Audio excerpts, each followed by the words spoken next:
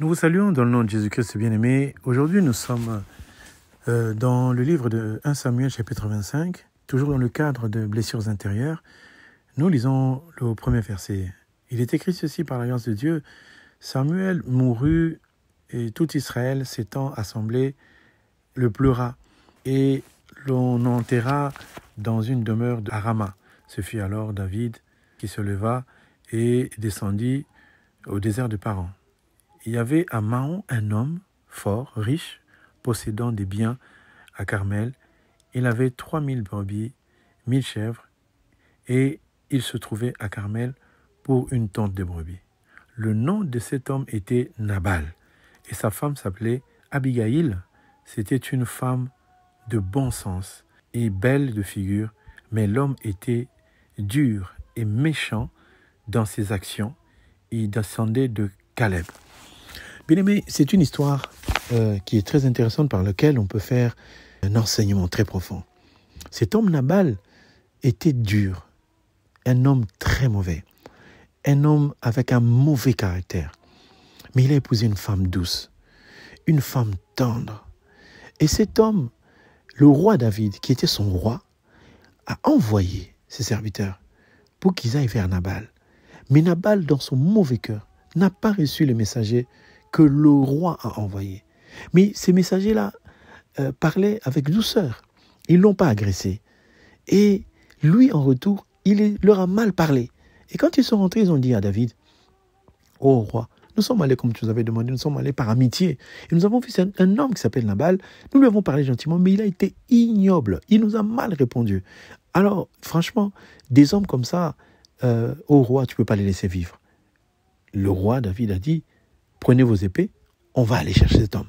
On va les tuer. » Et David venait avec sa troupe, voici qu'un messager a couru pour dire à Abigaïl, « Regarde, le roi David vient pour tuer ton mari, parce qu'il est mauvais. » Ces gens ont bien parlé, c'est des gens du roi, mais ils n'ont pas été mauvais. Mais Nabal a mal agi. Et voilà que la femme Abigaïl, une femme de bon cœur, on dit même qu'elle avait une belle figure. Cette femme, elle a pris à manger, elle a pris de la viande, elle a pris des figues, elle a pris beaucoup d'aliments, beaucoup de cadeaux. Elle a couru avec ses hommes vers David. Elle a rencontré David sur le chemin. Elle s'est mise à genoux. Elle a supplié. Elle a dit, « Mon mari, là, Nabal, il est comme son nom. Il est mauvais. Mais pardonne. Ce n'est pas lui qui a fait de mal, c'est moi. » Elle qui n'avait rien fait. Elle a demandé pardon pour le mal de son mari. Et David a accepté le pardon. Il a pris les présents. Il est parti. Bien-aimé, les blessures dont je vais parler aujourd'hui, ce sont des blessures de relation entre un homme et une femme. Il y a des filles qui ne connaissaient pas le Seigneur. Une fille a rencontré un homme. Ils se sont aimés. Et l'homme avait un mauvais caractère. Et l'homme était ignoble. Vous savez, les filles sont dans une telle innocence, elle ne sait pas. Elle est tendre. Et elle a dit, c'est mon amour, quelqu'un qui m'aime, qui prend soin de moi. Mais l'homme dans sa tête, possédé par des envies sexuelles, des envies ignobles, et toujours à regarder des femmes à gauche, à droite. Voici qu'il commence à maltraiter cette fille qui voulait rester pure, qui voulait rester tendre. Mais lui, avec son mauvais caractère, il l'a bousqué. Des fois, il a giflé cette fille-là. Elle est tombée à terre. Il s'est relevé, il a frappé un coup dans son ventre. Il est parti dans sa furie. Pourquoi elle veut pas que je l'embrasse? Pourquoi elle ne veut pas ceci? Voilà, cette femme, cette fille, cet enfant qui 18 ans, n'a rien demandé. Elle avait juste un cœur, elle veut être aimée. Une femme, Dieu l'a créée pour qu'elle soit aimée et non pas frappée. Et voilà comment cette fille va grandir avec des blessures intérieures d'un homme. Plus jamais. Quelle brutalité. Des hommes qui, vous savez, des fois, l'homme ne prend pas conscience que la femme est une fleur. La femme est fragile. Ce n'est pas nous qui le disons pour dire que la femme est très très importante, mais c'est Dieu qui a fait cela.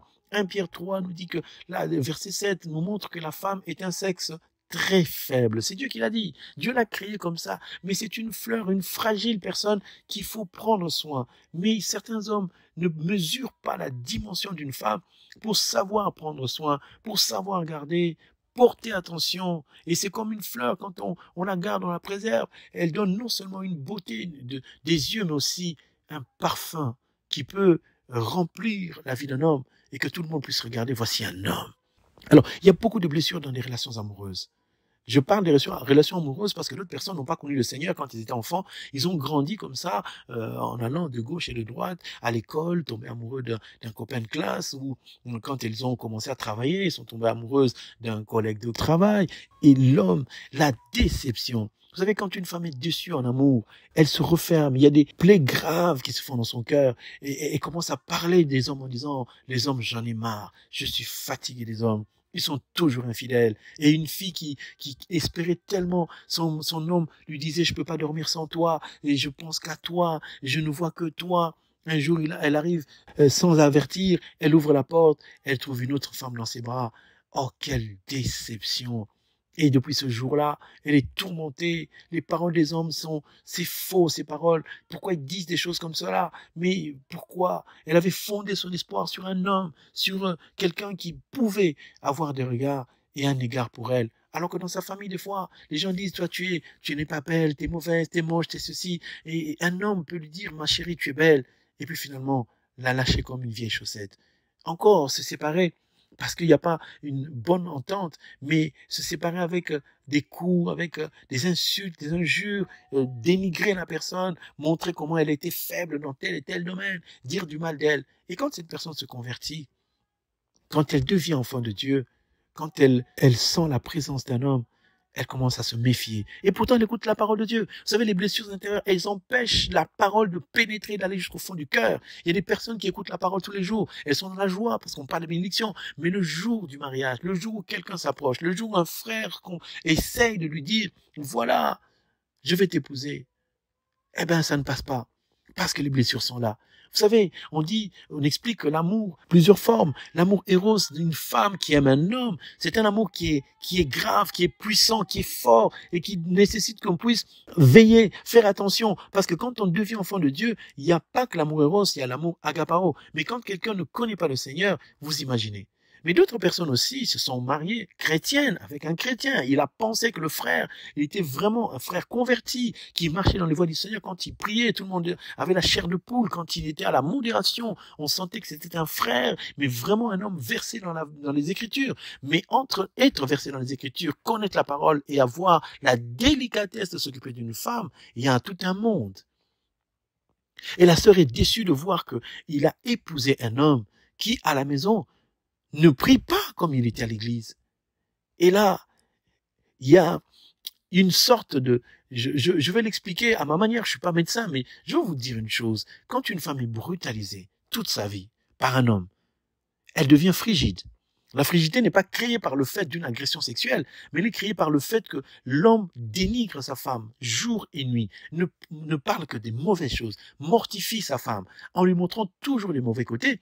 Et la femme se résout à dire, donc je ne suis bon à rien, il n'y a rien qui est bon en moi, tout est mauvais, tout est à jeter à la poubelle, je ne sais pas préparer, je ne sais rien faire, je ne sais pas. Donc l'homme ne prend pas la mesure de ce qu'il est en train de faire, parce que nous disons souvent qu'un homme qui veut avoir une femme meilleure dans sa maison doit commencer par encourager et enseigner sa femme, non pas par la parole, mais par des exemples.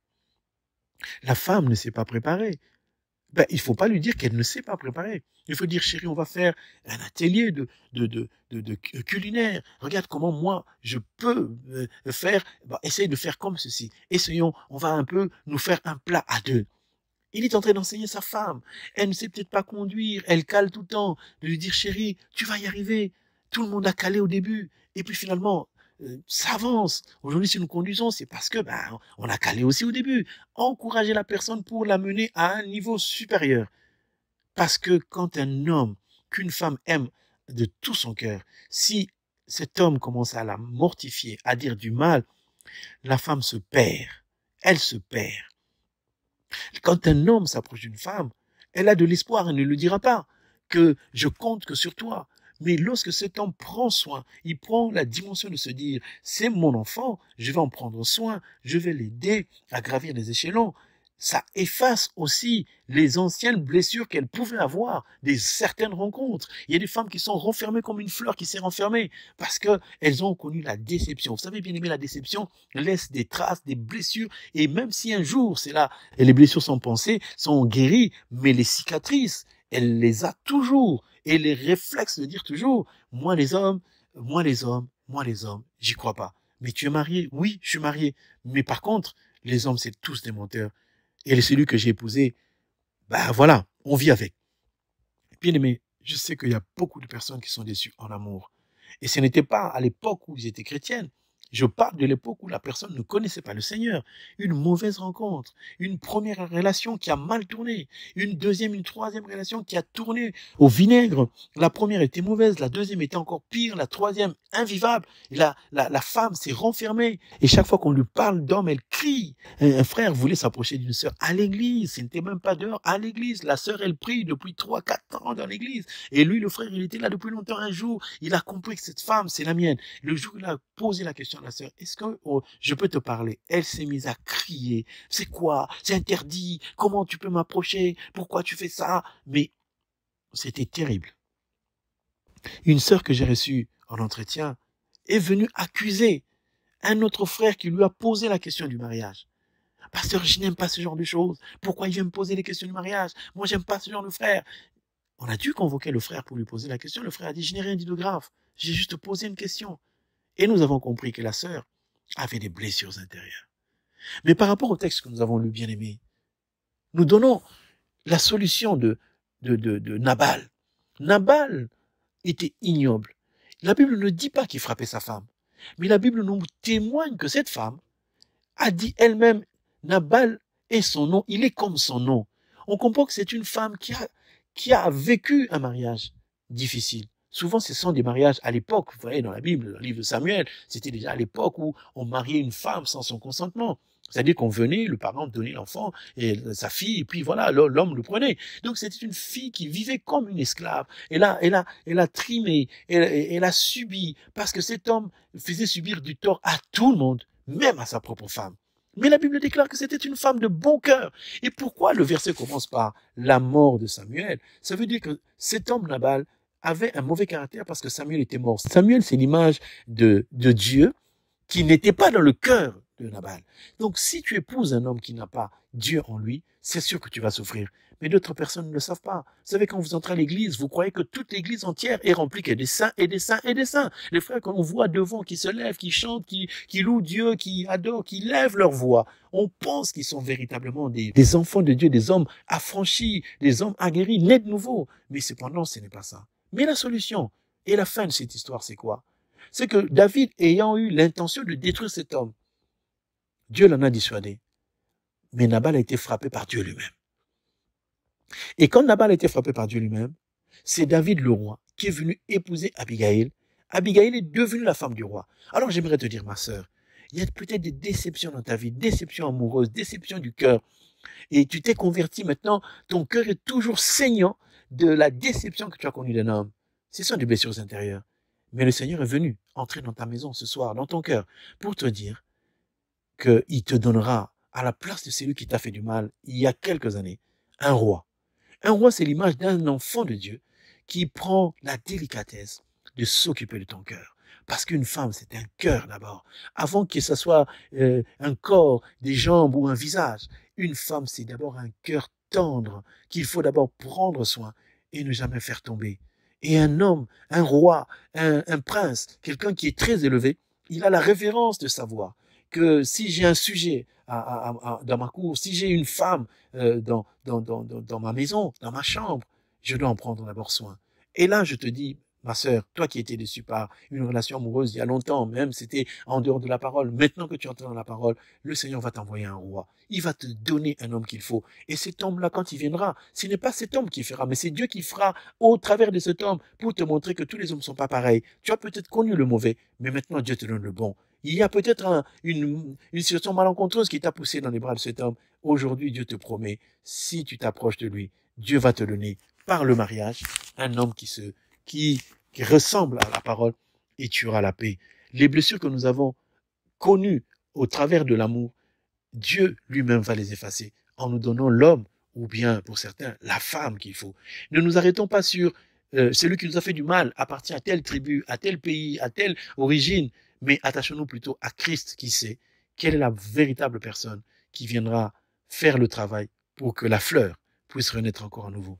Alors mes sœurs, je vous encourage à ne pas baisser les bras, à compter sur le Seigneur, parce que ces blessures du cœur, ces blessures d'amour qui ont tellement fait du tort à votre cœur que vous avez même désespéré de vous marier, ces blessures-là seront guéries par le Seigneur. Et je prie qu'à partir de maintenant, au travers de ce message, que ton cœur soit guéri, parce que bientôt tu vas te marier, bientôt ton couple va être arrangé, bientôt le bonheur viendra, et à deux, vous allez glorifier votre Dieu, notre Créateur. Je vous bénis tous, au nom de Jésus-Christ. Amen.